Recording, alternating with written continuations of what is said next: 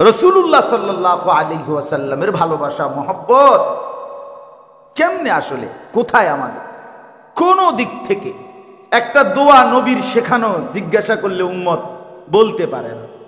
রাসূলুল্লাহ সাল্লাল্লাহু আলাইহি ওয়াসাল্লামের 24 ঘন্টা যেই আমলগুলো নবীর সুন্নত তরিকা, কিভাবে বাথরুমে ঢুকতেন, কিভাবে বের হইতেন, কিভাবে খাইতে শুরু করতেন, কিভাবে শেষ করতেন, কিভাবে ঘুম শুরু করতেন, কিভাবে ঘুম শেষ করতেন, কিভাবে আপনার জিন্দেগির প্রতি মিনিট কাটাইতেন, এক্ষেত্রে সুন্নত জিজ্ঞাসা করলে বলতেও পারবে না, আমলের জন্য খোঁজ নিলে খোঁজও পাওয়া যাবে না, আমলেও। এরপরও উম্মত রাসূল সাল্লাল্লাহু আলাইহি সাল্লামকে ভালোবাসে কিভাবে, আর এই মহব্বতের হক আদায় করছে কিভাবে, আমি বুঝি না, আমি বুঝি না, আমি বুঝতেই পারলাম না বিষয়টা। একটা দোয়া জিজ্ঞাসা করলে আপনি শিখলেন না, একটা সুন্নত আমল আপনার দ্বারা বহিঃপ্রকাশ হলো না। আপনি রাসূলুল্লাহ সাল্লাল্লাহু আলাইহি সাল্লামের 63 বছরের জীবনীটাও যদি জিজ্ঞাসা করেন যে নবী সাল্লাল্লাহু আলাইহি সাল্লাম তো এত ভালোবাসেন, নবীর ভালোবাসায় কত জনের কত ভালো বলেন, মন্দ বলেন, গালি দেন, দোষ বলেন, ত্রুটি বলেন, কত কিছু বলেন। নবীজির 63 বছরের জিন্দিগিটা কি, জন্মের পূর্ব থেকে শুরু করে নবীজি সাল্লাল্লাহু আলাইহি সাল্লামের ইন্তেকাল পর্যন্ত কিভাবে জীবনটা কাটাইছে, একটা বই ছোট হোক সুন্দরভাবে পড়ছেন, শুনছেন যে আমার নবীর জীবনীটা কি কি, কেমনে কেমনে, এরকম পাওয়া যাবে কয়জন ভাই বলেন না?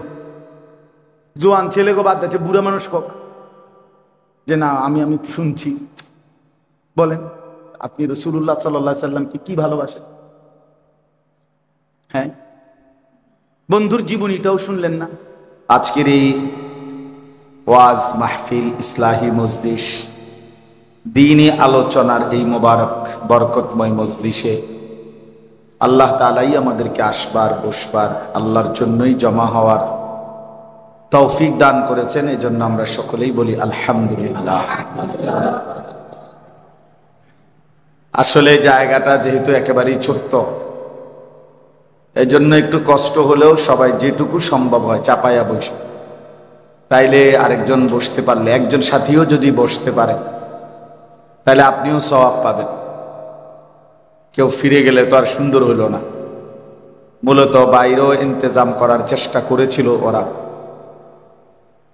কিন্তু সার্বিক পরিস্থিতি সব মিলায়া মজলিস বা এতটুকুই করা যাবে কিনা তার মতো কোনো নিশ্চয়তা পরিবেশ ছিল না।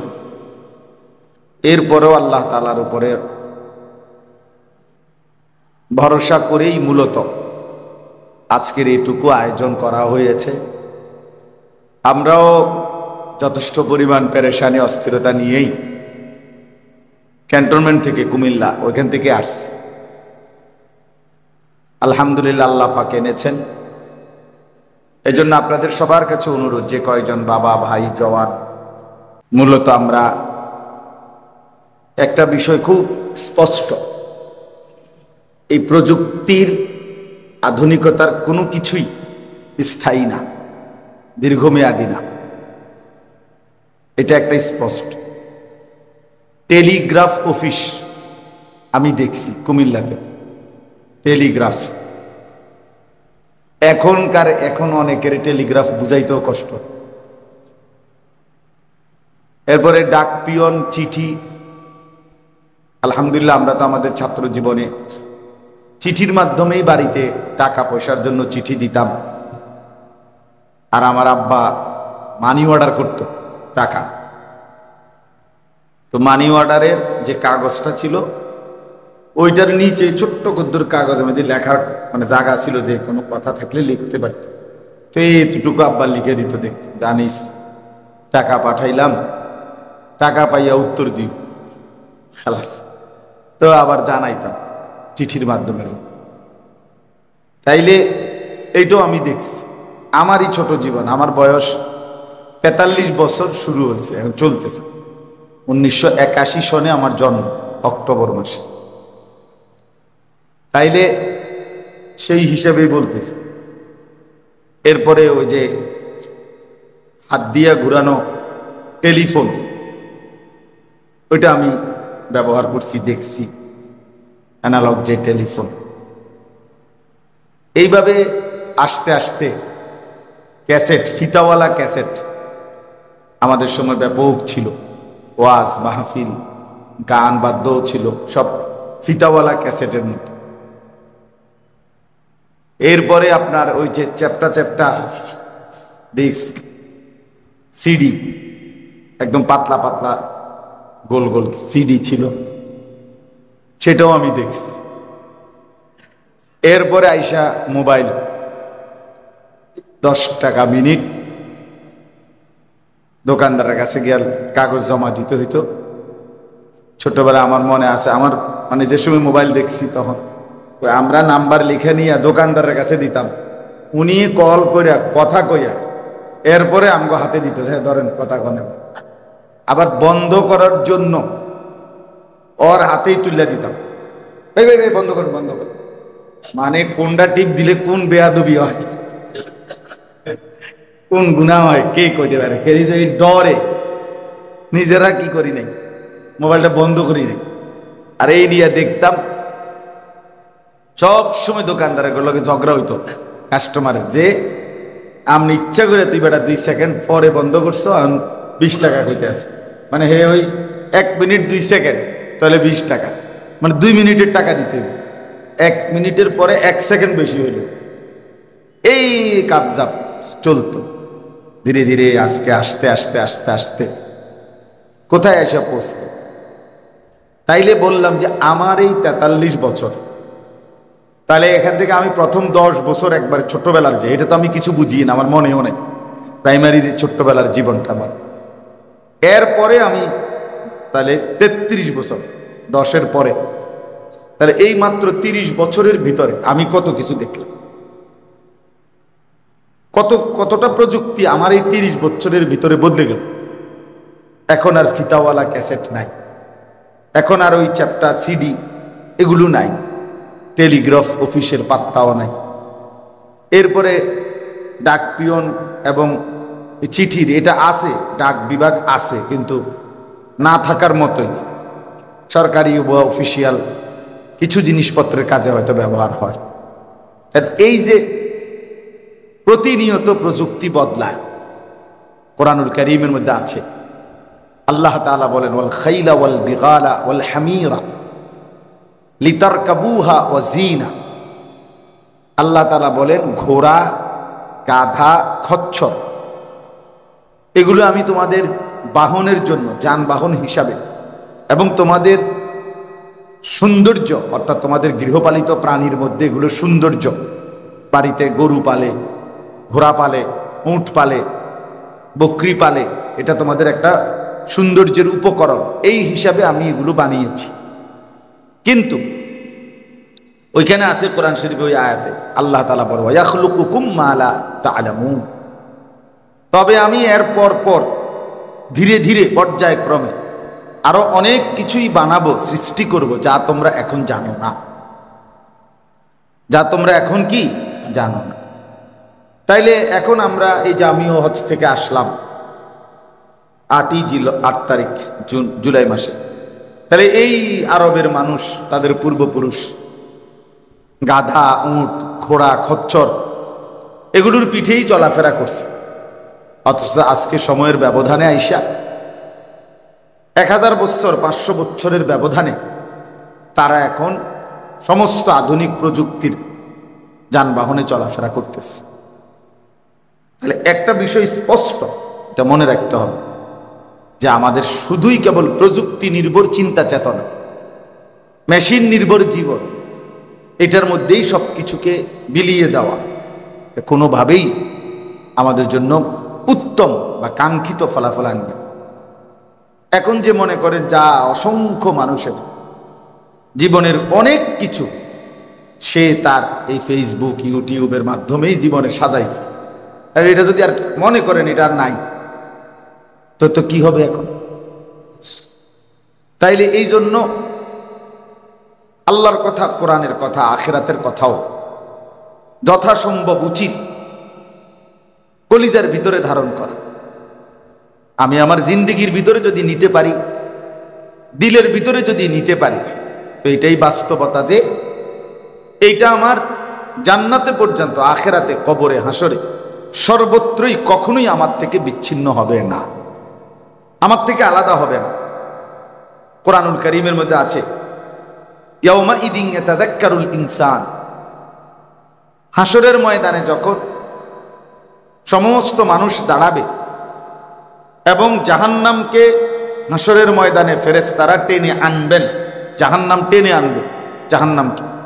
ওয়াজিআ ইয়াউমা ইদিন বিজাহান্নাম, আল্লাহ তাআলা বলেন সেদিন জাহান্নামকে ফেরেশতারা টেনে আনবে। যখন জাহান্নামকে রাখবে, মানুষ জাহান্নামের দিকে একটা নজর তাকাবে, জাহান্নামের বিভৎস ভয়ঙ্কর একটা বিকট আওয়াজ শুনবে। আল্লাহ তাআলা বলে এই একটা আওয়াজ দিলেই জাহান্নাম ইয়াউমা ইদিন ইয়াতাযাক্কারুল ইনসান, প্রতিটা মানুষ তার পুরা হায়াতের প্রতি সেকেন্ড, বিন্দু, মিনিট, মুহূর্ত তার মনে পড়বে, পুরাটা, পুরা হায়াত তার স্মৃতিপটে চলে আসবে, মনে আসবে, হায় আমি কি করেছি। ইয়াউমা ইদিন ইয়াতাযাক্কারুল ইনসান, সেদিন প্রত্যেক মানুষ তার পুরা জীবন মনে পড়বে। কিন্তু আল্লাহ বলেন ওয়া আন্না লাহু যিকরা, কিন্তু বলো তো বান্দা সেদিন মনে পড়ে কি লাভ হবে? কোরআনের আয়াতে ওয়া আন্না লাহু যিকরা, কিন্তু মনে পড়ে কি হবে? ইয়াকুলু ইয়া লাইতানি কদ্দামতু বিহায়াত, তখন আল্লাহ বলে প্রতিটা মানুষ আফসুস করবে আর বলবে হায় ইয়া লাইতানি, হায় আফসুস, আমি যদি কদ্দামতু লিহায়াতি, আমি যদি আমার এই জীবনের জন্য, এই যে আখিরাতের জীবন, পরকালের এই জীবনের জন্য দুনিয়ায় থাকতে কিছু পাঠাইতাম, কত না ভালো হতো। ইয়া লাইতানি কদ্দামতু লিহায়াতি, এখানে গুরুত্বপূর্ণ কথা মনে রাখবেন, আখিরাত এটা আপনার জীবন ভাইয়া, কবর আপনার জীবন। কবরে আপনি আরেকজন না, আপনি হাসরের মাঠে যিনি দাঁড়াবেন এটা আপনি দাঁড়াবেন। এই আপনি এই যেমনি যেমনি আছেন এমনি এমনি, এই নাক চোখওয়ালা মানুষটাই, আরেকটা শরীর না, আরেকটা বডি না, আরেকটা কিছু না, আমি আপনি দাঁড়াবো। এই জন্য আল্লাহ বলছে কদ্দামতু লিহায়াতি, সে বলবে হায় আমার এই জীবনের জন্য, হায়াতি আমার হায়াতের জন্য, আমার জীবনের জন্য আমি যদি কিছু পাঠাতাম। এই জন্য এটা মনে রাখা দরকার, বাস্তবতা এটা। প্রতিনিয়ত একটা মানুষ, একজন মুসলমান সুস্থ, স্বাভাবিক, বুঝমান, আকলমান, দেমাগওয়ালা মানুষ, পাগল না, ছাগল না, তার সিরা না, প্রতিবন্ধী না, একেবারে বোকা নির্বোধ না, এরকম সুস্থ স্বাভাবিক যে কোনো মানুষ, তার বিবেকে এতটুকু ভাবনা থাকা উচিত যে আসলে আমি করছিটা কি, আমার করা উচিতটা কি, আমি আসলাম কোত্থেকে, আমারে পাঠাইলো কি, কেন আসলাম, করছি কি, যাব কোথায়, সেখানে আমার কিছু বলতে হবে কিনা, হিসাব নিতে হবে কিনা, এই সামান্য কথাগুলো একেবারে যেই কোনো আকলে ধরার কথা, যেই কোনো বিবেকে ভাইয়া ধরার কথা। কিন্তু বড় আফসুস, এতটুকু ন্যূনতম আকল দিমাগও আমাদের অনেকের নাই। বছরের পর বছর জিন্দিগি দেখলে মনেই হয় না যে পরকাল বলতে কিছু আছে, হিসাব দিতে হবে, আল্লাহ জিজ্ঞেস করবে, এটা তার মনে আছে, এটা মনেই হয়, মনেই হয় না। এটা আফসুসের বিষয়। কোরআনুল কারীমের মধ্যে আছে, আল্লাহ তাআলা কোরআনের বহু আয়াতের মধ্যে কথাটা দেখেন, এটা দেখেন, দেখে সারলে আর পরে ওয়াজ দেখেন, সবাই এটা দেখেন কিভাবে তার খোলে, কিভাবে তার লাগায়। সারসিনি বুঝছেন তো, এভাবে তার খোলে, মানে এটা লাগানো থাকলে আমি টান দিতে হয়, দিলে খুলে যায়। চলেন এদিকে তাকাইয়েন না, মনোযোগ দিয়ে শুনেন, আমরা চেষ্টা করি, আমি বারবারই বলতেছি অল্প সময় শেষ করে দেওয়ার জন্য। তাইলে আমরা প্রত্যেকেই যদি এটা বুঝি যে আল্লাহ তাআলা কোরআনুল কারীমের মধ্যে বলছেন, বান্দা আমি কিন্তু একটা সেকেন্ড, আমার দেওয়া হায়াত, আমার দেওয়া জিন্দিগি, আমার রাত, আমার দিন, আমার সকাল, আমার দুপুর, আমার বিকেল, আমার মাস, আমার বছর, আমি রব্বুল আলামিন একটা সেকেন্ড এমনি হিসাব ছাড়া ছেড়ে দেব না, আমি হিসাব দেব। কোরআনুল কারীমের মধ্যে আল্লাহ বলছে ইন্না ইদ্দাতাশ শুহুরে ইনদাল্লাহি 12 শাহরান। আল্লাহ বলেন নিশ্চয়ই আল্লাহর নিকট মাস এর গণনা, আল্লাহর হিসাব 12 মাস। তাহলে 12 মাসের ব্যতিক্রম বছর হয়? কথা বলেন না। তাইলে এর ভিতরেই মাস, এর ভিতরেই বছর, এর ভিতরেই সপ্তাহ, এর ভিতরেই দিন, এর ভিতরেই রাত, এর ভিতরেই মিনিট, সেকেন্ড, ঘন্টা, সকাল, দুপুর, বিকেল, রাত, সন্ধ্যা, সবকিছু এটার ভিতরে। তাহলে আল্লাহ তাআলা বলেন সময়ের এই পুরা অবস্থাটা আমার। কার? আল্লাহ। অহুয়াল্লাযী জাআলাল লাইলা ওয়ান নাহারা খিলফাতান। আল্লাহ বলে তিনি আল্লাহ যিনি রাত বানান, যিনি দিন বানান। খিলফাতান পর্যায়ক্রম, বাই সিরিয়াল, বাই রোটেশন। একবার রাত একবার দিন, একবার রাত একবার দিন, একবার রাত একবার দিন। আল্লাহ বলেন এটা আমি বানাচ্ছি। আল্লাহ তাআলা বলেন ইউকাল্লিবুল্লাহুল লাইলা ওয়ান নাহার। আল্লাহ তাআলা বলেন আমি আল্লাহই রাত্র এবং দিন পরিবর্তন করে থাকি। এই যে একটু আগে আমরা যখন আসছি এখানে ঢুকছি তখন আলোকিত পৃথিবী ছিল, এখন অন্ধকার হয়ে গেছে। আল্লাহ বলেন এটা আমি করছি। কে করছে ভাই বলেন? আল্লাহ তাআলা করেন। আল্লাহ তাআলা, আল্লাহ তাআলা করেন। তাইলে আল্লাহ তাআলা বলেন বান্দা ওমা কুন্না আনিল খালকি গাফিলিন, আমি কিন্তু আমার একটা সৃষ্টির ব্যাপারেও গাফিল নই। আমি কিন্তু গাফিল না বান্দা। ওমা রব্বুকা বিগাফিলিন আম্মা তা'মালুন। আল্লাহ বলে বান্দা শোনো, তোমাদের রব তোমাদের সমস্ত কাজকর্মের বিষয়ে মোটেই গাফিল নন, মোটেই গাফিল নন। আল্লাহ তাআলা বলছেন এটা আফা হাসিবিতুম আন্নামা খালাকনাকুম। ইলিয়াস এনে আও, এনে আসো, এনে আসো। আফা হাসিবিতুম আন্নামা, দাও মাওলানাকে জায়গা দেন ভাই। আফা হাসিবিতুম আন্নামা খালাকনাকুম আবাসান। আল্লাহ তাআলা বলেন আমাদেরকে জিজ্ঞেস করছে বান্দা তোমরা কি এই ভেবেছো যে আমি তোমাদেরকে অনর্থক বানিয়েছি? অনর্থক বানিয়েছি। ওয়া আন্নাকুম ইলাইনা লা তুরজাউন। আল্লাহ বলেন আবার জিজ্ঞেস করছে বান্দা তোমরা কি এই ভেবেছো যে তোমাদেরকে কোথাও ফেরত যেতে হবে না? বলেন আপনারা কি মনে করছেন? এখানে আমরা যারা বসছি বলেন আমাদেরকে কোথাও ফিরতে হবে কি না? বলেন না, বলেন না ভাই, স্বীকৃতি দেন। কোথাও যাইতে হবে কি না বলেন? তা আল্লাহ এটা জিজ্ঞেস করছে যে উত্তর দাও বান্দা, তুমি কি এই ভেবেছো যে আমি তোমাকে বেহুদা বানাইছি? তুমি কি এই ভেবেছো যে তোমাকে কোথাও ফিরতে হবে না? ওয়া আন্নাকুম ইলাইনা লা তুরজাউন। তুমি কোথাও ফেরত যাবা না? তাইলে এই রঙে জীবন, এই তামাশাতেই জীবন, এই যৌবন স্থায়ী। তলে কই তুমি তোমার চোখের সামনে রাত বদলে যায়, দিন হয়, দিন বদলে বিকেল হয়, আলো অন্ধকার হয়, রোদ বৃষ্টি হয়, বৃষ্টি রোদ হয়। তো তোমার সামনে প্রতিনিয়ত পরিবর্তমান সবকিছু, তো তুমি বদলাবে না কেন? তোমার অবস্থা বদলাবে না কেন? কোন যুক্তিতে?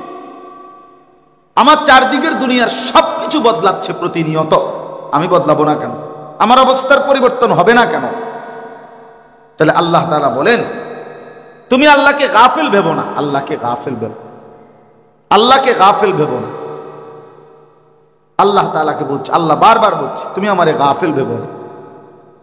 আমি আল্লাহ তাআলা 24 ঘন্টা নজর দিচ্ছি, হিসাব নেব বান্দা। একটা সেকেন্ড, একটা মিনিট, একটা মুহূর্ত, একটা লামহা, একটা চোখের পলক আমি আল্লাহ তাআলা হিসাব ছাড়া রাখব না।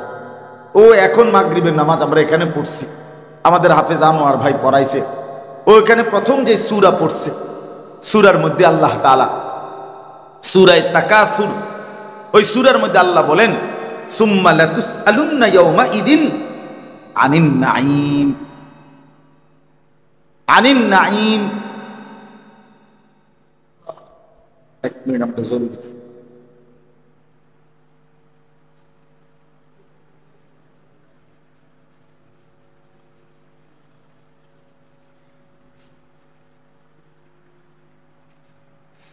তাহলে আল্লাহ তাআলা বলেন সুম্মা লাতুসআলুন্না ইয়াওমা ইদিন আনিন নাঈম।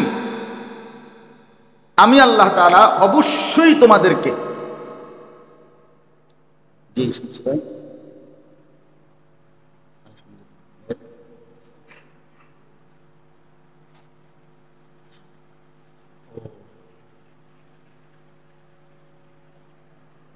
মুরাদ থাকে কোন দরকার পড়ে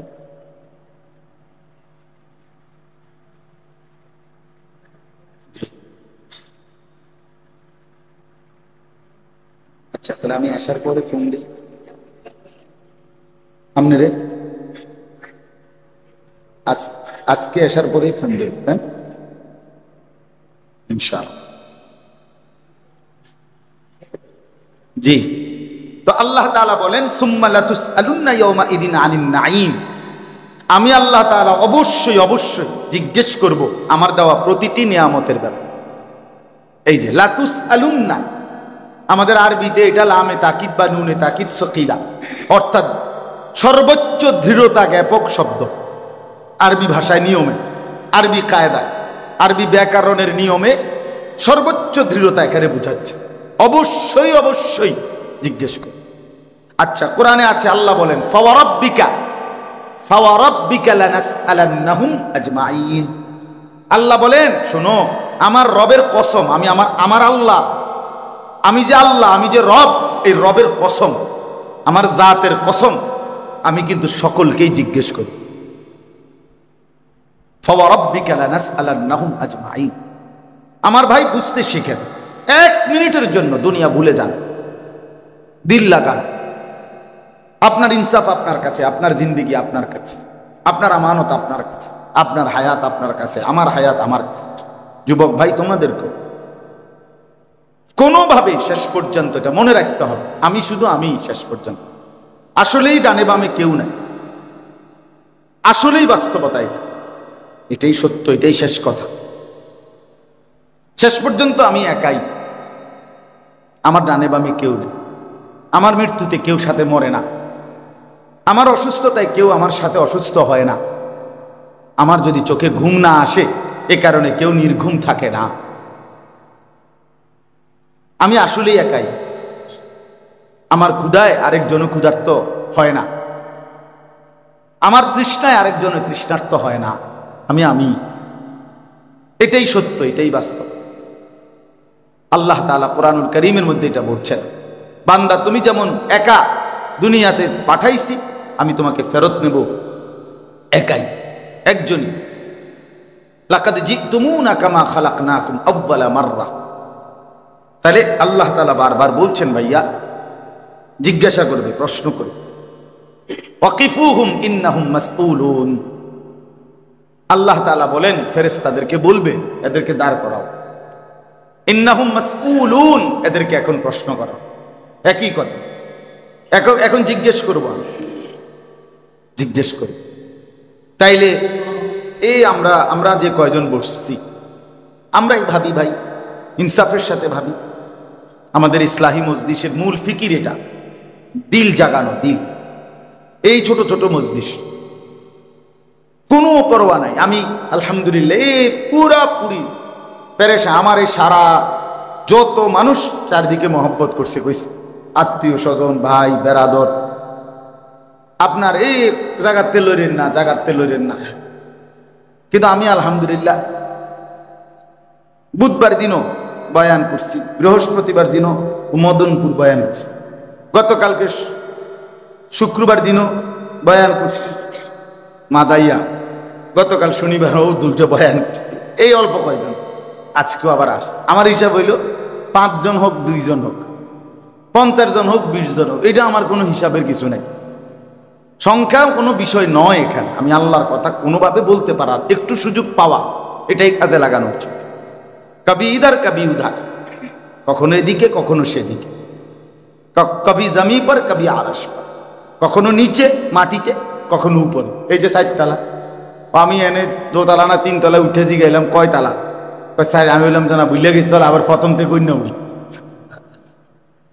হ্যাঁ তাইলে কখনো 4 তলা কখনো নিচ তলা খালাস আল্লাহর জন্য বলতে থাকা শুধু বলতে থাকা ভাইয়া কোনো সুযোগকে হাতছাড়া না করা কোনো সুযোগ আল্লাহর কথা বলার, এটা দাওয়াতিল আল্লাহর মেজাজ। আল্লাহর পথে যিনি মানুষকে ডাকে তার ভিতরে একটা পাগলা নেশা থাকতে হয়, নেশা থাকতে হবে যে আমি সারাক্ষণ আল্লাহর কথা বলতে চাই, সারাক্ষণ। ক্বালা রব্বি ইন্নী দাআউতু কওমি লাইলাম ওয়া নাহারা। আল্লাহ তাআলা বলছেন, নূহ আলাইহিস সালাম আল্লাহকে বলছে, আল্লাহ গত 950 বছর আমি রাতেও দিনেও আপনার বান্দাদেরকে আপনার দিকে ডেকেছি, দাওয়াত দিয়েছি। দাআউতু কওমি লাইলাম ওয়া নাহারা, রাতেও দিনেও বিরাম দেই নাই আমি। তাহলে আমার বন্ধু, আমার ভাই, আমি যে কথাটা শুরু করলাম, প্রথম এই কথাটাই বলতে চাচ্ছিলাম যে কলিজার মধ্যে দিন নেওয়া, আল্লাহর কথাগুলো নেওয়া, আর নিজেকে নিয়ে একটু ভাবা দরকার যে আসলে শেষ পর্যন্ত আমি তো ফিরব, আমাকে তো যেতেই হবে, ইচ্ছাই হোক অনিচ্ছাই হোক। প্রতিদিন মানুষ মরতেছে, এবং এই 2-3 দিনের গোলযোগে কি পরিমাণ রক্তে আমার জমিন ভাইসা গেছে ভেবে দেখো ভাইয়া, কি পরিমাণ নওজোয়ান লাশ পড়েছে, রক্ত ঝরেছে। তাইলে প্রতিনিয়ত আমরা আখিরাতের দিকে, শেষ পর্যন্ত শেষ কথা এটাই, সমস্ত কিছু দুনিয়ার হবে কিংবা হবে না, আমি থাকবো না, চলেই যাব আমরা কবরের দিকে। আমাদেরকে ফিরতেই হবে আমাদের সেই প্রকৃত গন্তব্যের দিকে, আখিরাতের দিকে। মান মাতা ফাকাত কামাত কিয়ামাতুহু। বুজুর্গানে দিন বলেন, যে মৃত্যুবরণ করছে তার তো কিয়ামত শুরুই হয়ে গেছে, কারণ সে তো আর ফিরবে না। এবার তার পরবর্তী স্টেপে হাসরের মাঠ। ওয়ামিন ওয়ারাইহিম বারযাখুন ইলা ইয়াউমি ইউবআসুন। আল্লাহ কোরআনে বলে, তোমরা মৃতদেরকে আল্লাহ লক্ষ্য করে বলে, তোমরা পুনরায় হাসরের ময়দানে উঠানো পর্যন্ত এই বারজাখ মানে কবরের জিন্দেগিতে পড়ে থাকো। তাইলে আল্লাহ তাআলা কাছে ফিরতে হবে, আমাদেরকে যেতেই হবে, ইচ্ছায় অনিচ্ছায়, আজ কিংবা কাল, জওয়ান কিংবা বুড়ো, ছোট কিংবা বাচ্চা, যেহেতু ফিরতেই হবে। আর আল্লাহ বলছেন, আমি জিজ্ঞেস করি, ছাড়বো না। আমার মিনিট, আমার ঘন্টা, রাত আমার, দিন আমার, সকাল ছিল আমার, দুপুর আমার, আমি তোমারে দিছিলাম সুযোগ, হায়াত দিছিলাম বান্দা, কিন্তু আমি হিসাব না। 1 মিনিট, 1টা সেকেন্ড হিসাবের বাইরে থাকবে। কোরআনুল কারীমের মধ্যে আছে, বান্দা হাসরের ময়দানে নিজের আমলনামা দেখে অবাক হয়ে যাবে, অবাক। ইন্না লিল্লাহ, এখানে এটা কি লেখাইলো আমার জীবনে, কারে দিয়ে লেখাইলো এত নিখুঁত, যে একটা সেকেন্ড, একটা জাররা, একটা মুহূর্ত এখানে লিখার বাকি নাই, সব একদম ডিটেলস বিতাফসিল, বিশদ বর্ণনা। তো কোরআনে আছে, প্রতিটা বান্দা আল্লাহকে বলবে, ইয়া ওয়াইলাতানা, হায় আফসুস, মা লি হাযাল কিতাব, হায় মাওলা, এটা কেমন আমলনামা লিখাইলেন, কেমনে লিখাইলেন এত নিখুঁত। লা ইউগাদিরু সগীরাতান ওয়ালা কাবীরাতান ইল্লা আহসাহা। এখানে তো দেখছি আমার জিন্দেগির ছোট কিংবা বড়, সগীরাতান মানে ছোট, কাবীরাতান মানে বড়, ছোট কিংবা বড়, একটা কিছুই হিসাব ছাড়া, গুনাহ ছাড়া, সংখ্যা ছাড়া, লিখা ছাড়া বাদ দেয় না। ওয়াজাদু মা আমিলু হাদিরা। আল্লাহ বলে, তোমরা যা করেছো তাই তুমি তোমার সামনে উপস্থিত পাবে, সামনে উপস্থিত পাবে। এই জন্য প্রিয় বন্ধু আমার, বাপ আমার, ভাই আমার, চলেন ফিকির করি নিজের হায়াতের ব্যাপারে, নিজের জিন্দেগির ব্যাপারে। আমি আবারও মনে করাই দিলাম, আবারও, শেষ পর্যন্ত আমি একাই, পৃথিবীর জায়গার থাইকা যাবে। ভাঙ্গা ঘর এগুলো আমরা এখন দেখে আসছি, মালাই ভাঙ্গরা, 2 পাশের সব ভাঙ্গে চুরা লাইছে, মায়াই লাগছে। তো আবার হবে, আবার ভাঙবে, আবার করবে, এমনি দুনিয়া। এই রাত আসে, দিন আসে, আলো আসে, অন্ধকার আসে, সুখ আসে, দুঃখ আসে, হাসি আসে, কান্না আসে, আনন্দ আসে, বেদনা আসে, রোগ আসে, সুস্থতা আসে, এমনি এর ভিতরে দিয়েই প্রতিনিয়ত মানুষ কবরে যাচ্ছে, প্রতিনিয়তই পৃথিবী থেকে সরে যাচ্ছে। এই জন্য আমরা আজকে এটা অনুরোধ করলাম, প্রথম অনুরোধ, আমি ওই মোবাইলের কথা থেকে এটা বাড়াইলাম যে শুধু কেবল জীবনটা উপভোগ করা, মোবাইল, নাচ গান, সিনেমা, নাটক, জিনা, ব্যভিচার, নারী পুরুষের অবাধ গুনাহের পরিবেশ, আর অথবা উপার্জনের ক্ষেত্রে শুধু হারাম রোজগার, সুদ, ঘুষ, মিথ্যা, চুরি, দুর্নীতি, অন্যায়, অনিয়ম, সবটা মিলাইয়া কিন্তু শেষ কথা হইল সব কিছুরই সমাপ্তি হয়ে যাবে এবং আমাকে হিসাব দিতে হবে। এই জন্য আমরা প্রত্যেকে নিজের হায়াত, নিজের জিন্দিগি, নিজের বিষয়ে আরেকটু যত্নবান হয়েছে, আরেকটু যত্নবান হওয়া উচিত। নিজেরে নিজে একবারে নষ্ট করে দেওয়া, বরবাদ করে দেওয়া কোন যুক্তিতেই এটা বুদ্ধিমানের কাজ হইতে পারে। ওয়ালা তুলকু বিআইদিকুম ইলাত তাহলুকা, এই যে আল্লাহ বলছে বান্দা নিজের হাতে নিজেকে ধ্বংস করে দিও। কি মায়া করে বলছে, নিজেরে নিজে বরবাদ করে দিও। ইয়া আইয়ুহাল্লাযীনা আমানু কু আনফুসাকুম ওয়া আহলিকুম নারা, এই যে আল্লাহ, হে মুমিন তোমরা প্রত্যেকেই নিজেকে এবং পরিবারের সদস্যদেরকে জাহান্নামের আগুন থেকে বাঁচাও। সকলেই জাহান্নাম থেকে বাঁচো এমন বলতে পারতেন না, আলাদা করে দিস তোমাকে বাঁচাও, এরপরে বলছে তোমার পরিবারের সদস্যদেরকে বাঁচাও। নিজেরে ভুইল না বান্দা, নিজেরে ভুইল না, নিজেরে ভুইল না। ইয়া আইয়ুহাল্লাযীনা আমানু আলাইকুম আনফুসাকুম, এই একই কথা। হে ঈমানদারগণ প্রত্যেকেই নিজেকে আঁকড়িয়ে ধরো। আল্লাহর কোরআন। নবীরা বলতেন বাপ, নবীরা মানুষের জন্য কত ভাবতেন, কত কাঁদতেন, কিন্তু এরপরও প্রত্যেক নবী বলতেন হে আমার জাতি, মানো কিংবা না মানো, তবে এটা শুনে নাও, ওমা আনা মিনাল মুশরিকিন, আমি কিন্তু মুশরিক নই, আমি কিন্তু শিরিককারী নই। অর্থাৎ সবাইও যদি না মানো আমি বলে যাব ঠিক আছে, আমি কোনোদিন তোমাদের সাথে মিশবো না, আপোষ করব। এই নিজের ফিকির রাখছে, নিজেরে মজবুত রাখছেন, নিজের ভাবনা ভাবছেন, নবীরাও ভাবছেন। আমাদের প্রিয় নবী সাল্লাল্লাহু আলাইহি সাল্লাম উম্মতের দরদে যিনি জীবন ভর কাঁদছেন, রাত ভর কাঁদতেন, যিনি ইন্তেকালের দিনও জিব্রাইলকে বলছে, জিব্রাইল আমি জেলে গেলে আল্লাহরে জিজ্ঞেস করে আসো আমার উম্মতের সাথে কি করবে আল্লাহ। রাসূলুল্লাহ সাল্লাল্লাহু আলাইহি সাল্লামের হাদিসে আছে ইসরাফিল যখন দ্বিতীয়বার ফু দিবে, হাসরের মাঠ কায়েম হবে, তখন কবর থেকে সবাই উঠবে, তো নবীজি সাল্লাল্লাহু আলাইহি সাল্লাম চারজন ফেরেশতা জিব্রাইল, মিকাইল, ইসরাফিল, আজরাইল, এই চার ফেরেশতা মদিনার রওজায় নবীজি সাল্লাল্লাহু আলাইহি সাল্লামকে যখন তার কবর শরীফ থেকে উঠাবেন, বলবেন ইয়া রাসূলুল্লাহ হাসরের ময়দানের জন্য উঠেন, আল্লাহর নবী সাল্লাল্লাহু আলাইহি ওয়াসাল্লাম তখনও হাদিসে আছে নবীজি প্রথম জিজ্ঞাসা করবেন জিব্রাইল আমার উম্মতের কি খবর। হাসরের ময়দানেও নবীজি বলবেন, সব নবী বলবেন ইয়া রব্বি নাফসি নাফসি, আল্লাহ আমাকে বাঁচান। আমাদের নবী সাল্লাল্লাহু আলাইহি সাল্লাম শুধু বলবেন ইয়া রব্বি উম্মতি উম্মতি, আল্লাহ আমার উম্মতের কি হবে, আমার উম্মতের। এত দরদি নবী উম্মতের, কিন্তু সেই নবীও বাপ, তিনিও প্রতিনিয়ত নিজের জন্য আলাদাভাবে ভাবতেন, নিজের জন্য ভাবতেন। নবীজি সাল্লাল্লাহু আলাইহি সাল্লামের দোয়াগুলো দেখলে এটা বোঝা যায় যে নিজের জন্য তিনি কি পরিমাণ নিজের জন্য ভাবতেন। হ্যাঁ, এটা স্বার্থপরতা না, এটার অর্থ এই না যে তিনি নিজের জন্য ভাবছেন স্বার্থপর, নাউজুবিল্লাহ, না না, উম্মতের জন্য তো তিনি 24 ঘন্টায় কাঁদছেন, কিন্তু এরপরও নিজের ব্যাপারে বেখবর ছিলেন না। নবীজি নিজের জন্য দোয়া করতেন 5 ওয়াক্ত নামাজের পরে, আল্লাহুম্মা হাসিবনি হিসাবান ইয়াসীরা, এই যে এটা নিজের, আল্লাহ আমি মুহাম্মদ আপনার বন্ধু, আমার হিসাব সহজ করে দেন, আমার হাসিবনি 1 বছর আমার, আল্লাহুম্মা ইন্নী আউযু বিকা মিন আযাবি জাহান্নাম। নবীজি নিয়মিত দোয়া করতেন 5 ওয়াক্ত নামাজের পরে, আল্লাহ আমি জাহান্নামের আযাব থেকে আপনার কাছে পানাহ চাই।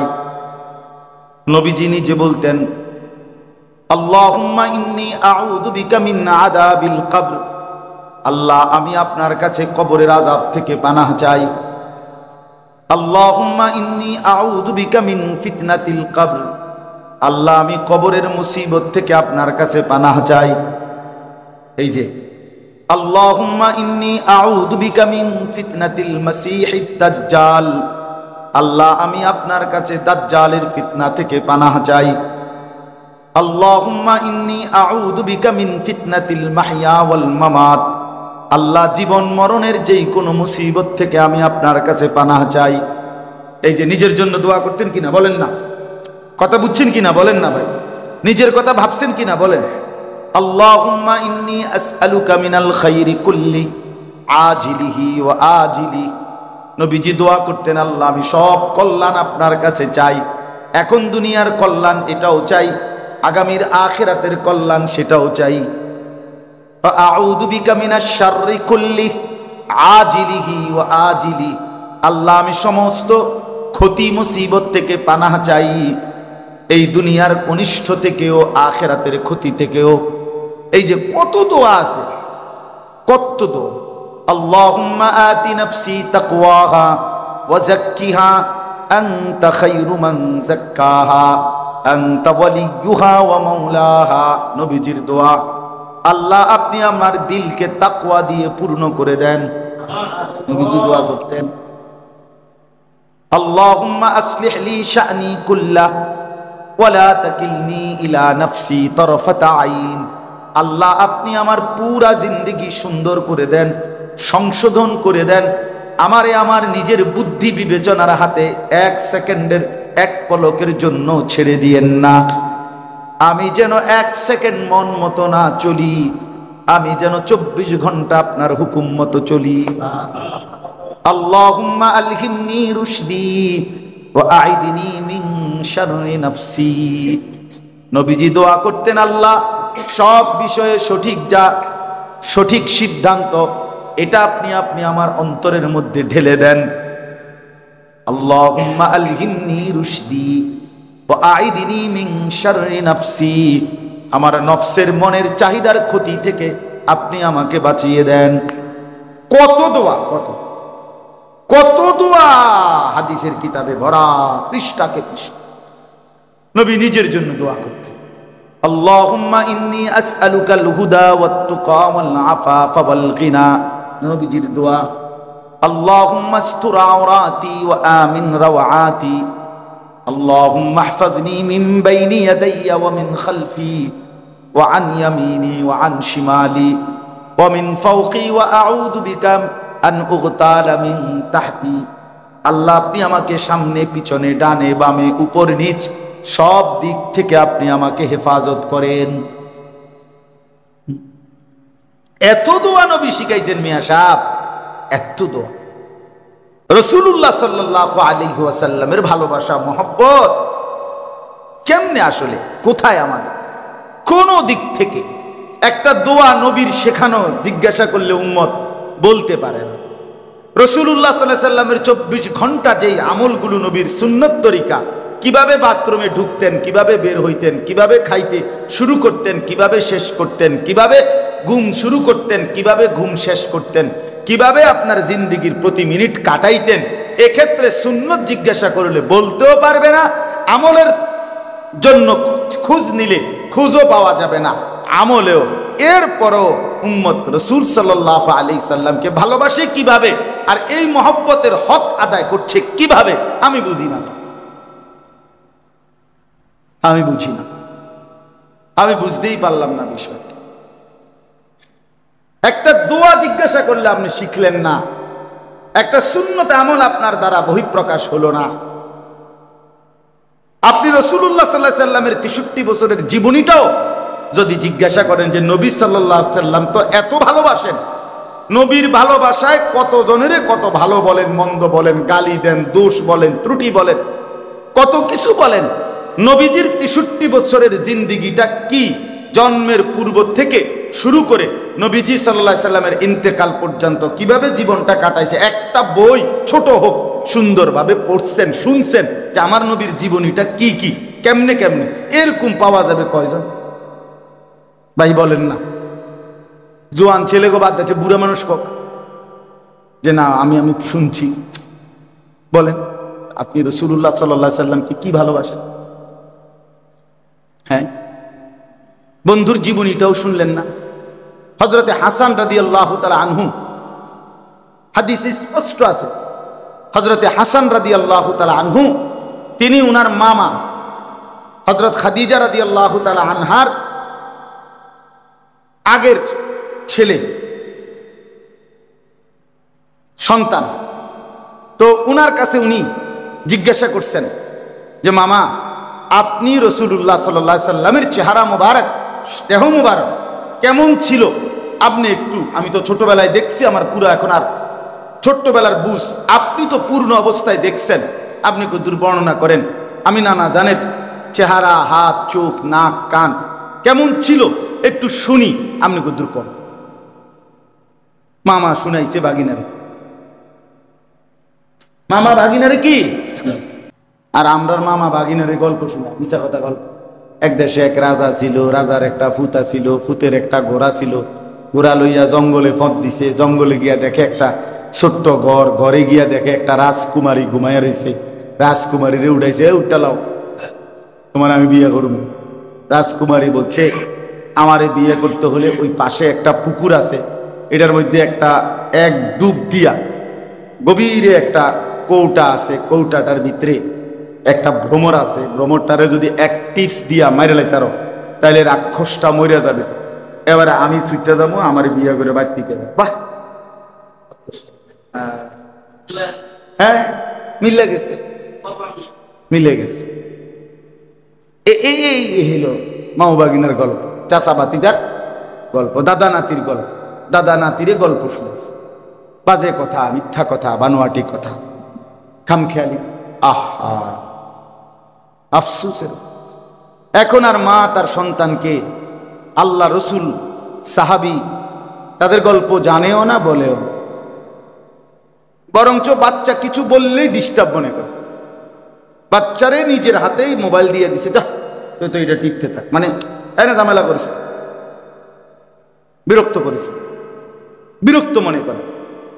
আমার তো একেবারে স্পষ্ট মনে আছে, আমি আমার আম্মার কাছে প্রাইমারি জীবনটায় ছোটবেলায় হাসান হুসাইনের পুরা ঘটনা, বিল্লালের ঘটনা, কারবালার ঘটনা, নবী সাল্লাল্লাহু আলাইহি সাল্লামের জীবনের হিজরতের ঘটনা, এটুকু আমি যে মার কাছে শুনছি, কানছি, ওঠো ওঠো ওঠো বিল্লাল, ওঠো মিনা রায়, এই তোমার আজান শুনতে মনে চায়, এই গজল এটা আমি আমার মার কাছ থেকে শুনছি, মায় গাইতো আস্তে আস্তে, হ্যাঁ আমি শুনছি। আমার আম্মা শুধু কেবল, বিশ্বাস করেন, মাদ্রাসাতেও পড়ে নাই, ছোটবেলায় শুধু মক্তবে পড়ছে, আর ক্লাস 4 প্রাইমারি স্কুলে, কসম আল্লাহ, আমার আম্মা শুধু 4th শ্রেণী পাস, ক্লাস 5-এ উঠছে, আর মার বিয়ে হয়ে গেছে, মানে প্রাইমারিও কি করে নাই, পাস করে নাই মা, আর মক্তব, ছোটবেলার মক্তব। সেই মা আলহামদুলিল্লাহ পুরা সাহাবী নবীর কাহিনী আমগরে শুনাইছে ছোটবেলা। এখনের মা কোথায়? এখনের শিক্ষিতা মেয়ে যে আমি ঘরে আনলাম, মানুষেরও কইলাম মেয়ে শিক্ষিত, কি শিক্ষিত মানে কি যোগ্যতার কারণে শিক্ষিত, আর এই শিক্ষার প্রভাবটা কি? শিক্ষার প্রভাব একটাই, আমনে আর সিএনজি আইনা দন লাইদন, এ বুটির কাছে নম্বর আছে, হাতের ড্রাইভারের নম্বর, অটোওয়ালার নম্বর, আমনে টেনশন করুন লাগতো, শুধু টাকার বুঝ দিবেন আমনে, বাকিটা সিএনজি করতে লইব, অটো করতে লইব, মার্কেট কোনানে কোন দোয়ানে ভালো পাওয়া যায়, কেমনে কোনটা কিনবো, এটা বুড়ি শিক্ষিত না, বুড়ি কি মূর্খনি, হে বুড়ির কাছে এডি আছে সব। এই হলো শিক্ষার কদর, শিক্ষার বহিঃপ্রকাশ। আস্তাগফিরুল্লাহ, আস্তাগফিরুল্লাহ।